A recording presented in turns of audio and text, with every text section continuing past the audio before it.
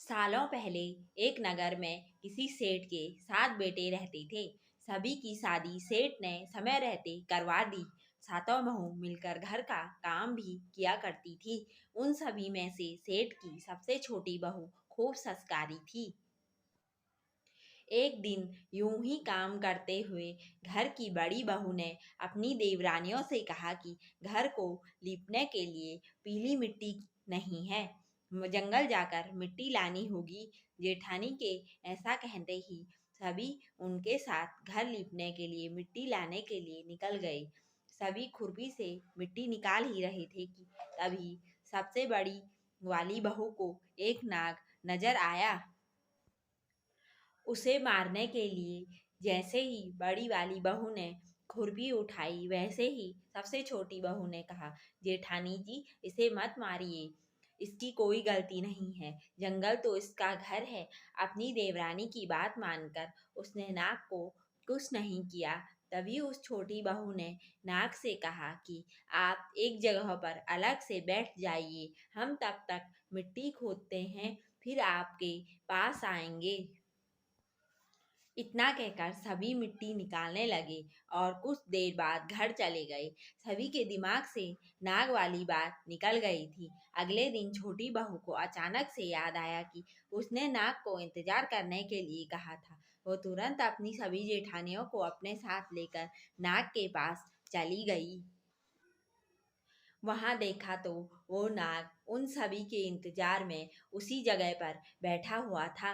नाग को देखते ही छोटी बहू ने प्यार से कहा, भैया कल हम लोग आपके पास आना भूल गए थे, उस बात के लिए आप हमें माफ कर दीजिए। जवाब में नाग बोला, तुमने मुझे भाई कहा है इसलिए मैं तुम्हें दंड नहीं दे रहा हूँ, नहीं तो अब तक मैं तुम्हें डस चुका होता। आज के बाद तुम हमेशा के लिए मेरी बहन रहोगी। अब तुम अपने भाई से कोई वरदान मांग लो, मैं तुमसे बहुत खुश हूँ। इतना सब सुनने के बाद छोटी बहू ने नाग को बोला, मेरा कोई भी सगा भाई नहीं है, इसलिए मैंने आपको भाई कहा था। अब से आप मेरे भाई हो। अब हरदम मेरी रक्षा करना आपका फर्ज है। बस यही वरदान मुझे आपसे चाहिए। नाग ने हर कदम पर साथ देने का वादा किया और अपने रास्ते निकल गया। सेठ की सारी बहू भी अपने घर लौट गई। कुछ समय बाद नाग इंसान का रूप बनाकर अपनी बहन से मिलने सेठ के घर गया। उसने सेठ से कहा कि मेरी छोटी बहन को बुला दो, वो आपकी छोटी बहू है। पहले तो उनके मन में हुआ कि बहू का कोई भाई ही नहीं था, ये कहाँ से आ गया। फिर भी उन्होंने अपनी छोटी बहू को बाहर बुलाया।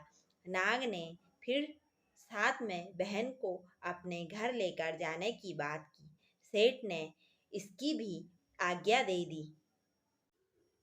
तभी नाग ने अपनी बहन से पूछा, कहीं तुम मुझे भूल तो नहीं गई हो ना। जवाब में बहन बोली, नहीं भैया, मैं आपको बिल्कुल नहीं भूली हूँ। फिर नाग ने कहा, मैं तुम्हें अपने घर लेकर जा रहा हूँ, तुम मेरी पूंछ पकड़कर चलती रहना पीछे। उसकी बहन ने वैसा ही किया। कुछ ही देर बाद वो एक बड़े से मकान में पहुंच गए। वहां हर तरफ सोना चांदी और अन्य कीमती सामान थे। वहां नाग की बहन आराम से कुछ दिनों के लिए रहने लगी। नाग की माँ भी उसे खूब प्यार करती थी। एक दिन नाग की माँ ने छोटी बहू को अपने भाई के लिए दूध लेकर जाने के लिए कहा। छोटी बहू ने दूध को गर्म किया और भाई को पीने के लिए दे दिया।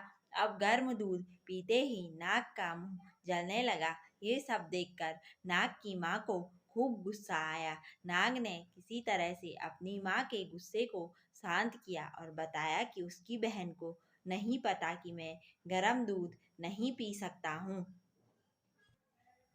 अब नाग के परिवार के साथ कुछ समय बिताने के बाद सेठ की छोटी बहू अपने घर जाने लगी। नाग ने अपनी बहन को खूब सारी दौलत और आभूषण देकर विदा किया। बहू के साथ घर में इतना सारा धन आते देख सेठ और उसकी जेठानियां हैरान हो गई।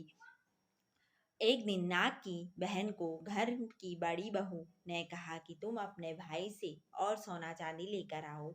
उसके पास तो खूब पैसा है, वो तुम्हें मना नहीं करेगा। छोटी बहू ने अपने भाई को यह बात बताई।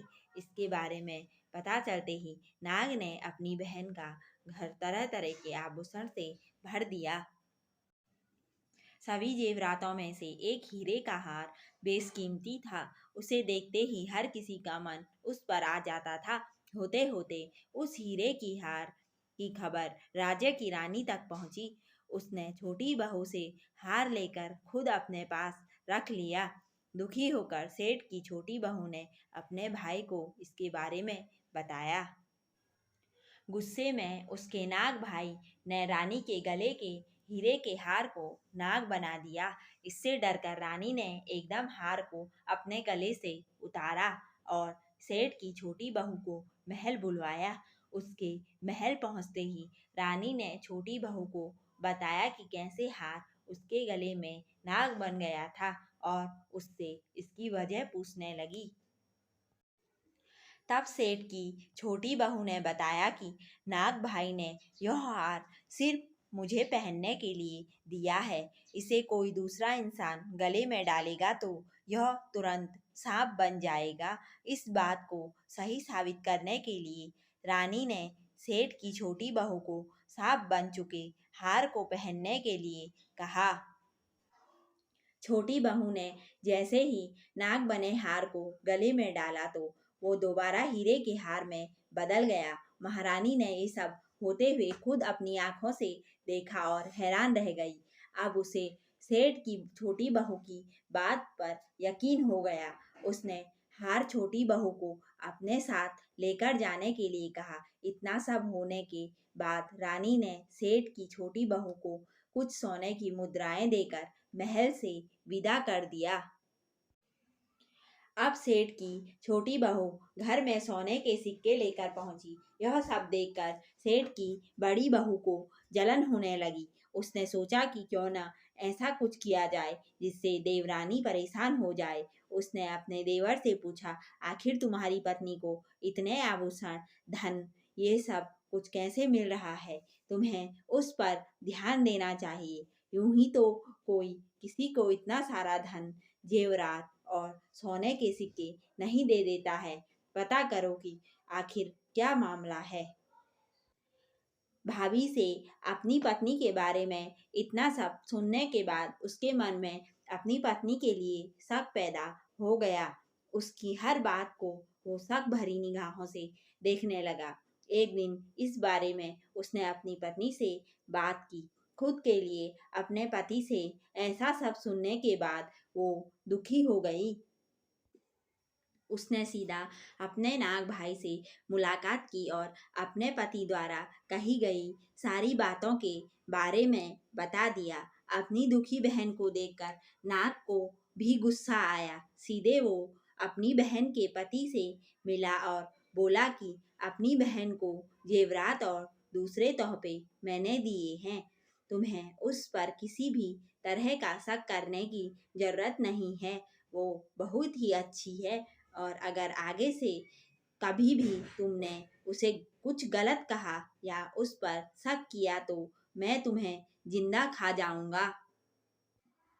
नाग से ये सब सुनने के बाद सेठ के बेटे ने उससे माफी मांगी और कहा कि आज के बाद से मैं ऐसी बातें बिल्कुल भी नहीं करूंगा। आप मेरे ऊपर गुस्सा मत कीजिए। मैं आपकी बहन को किसी तरह का दुख नहीं होने दूंगा। इतना कहकर वो सीधे घर गया और अपनी पत्नी से भी माफी मांगी। उसके बाद दोनों खुशी खुशी साथ में रहने लगे। इसी तरह सेठ की छोटी बहू हर तरह की मुसीबत में अपने भाई को याद करती और वो उसकी परेशानियों को दूर कर देता। इसी तरह नाग पंचमी का त्योहार शुरू हुआ और सभी महिलाएं नाग को अपना भाई मानकर पूजते हुए उन्हें दूध पिलाने लगी। नाग पंचमी कथा से दो सीख मिलती है। पहली यह कि किसी दूसरे के भड़काने पर और उनकी बातों से प्रभावित होकर अपने लोगों पर शक नहीं करना चाहिए। दूसरी सीख है कि अच्छा करने और सोचने वालों को उसका सकारात्मक फल जरूर मिलता है।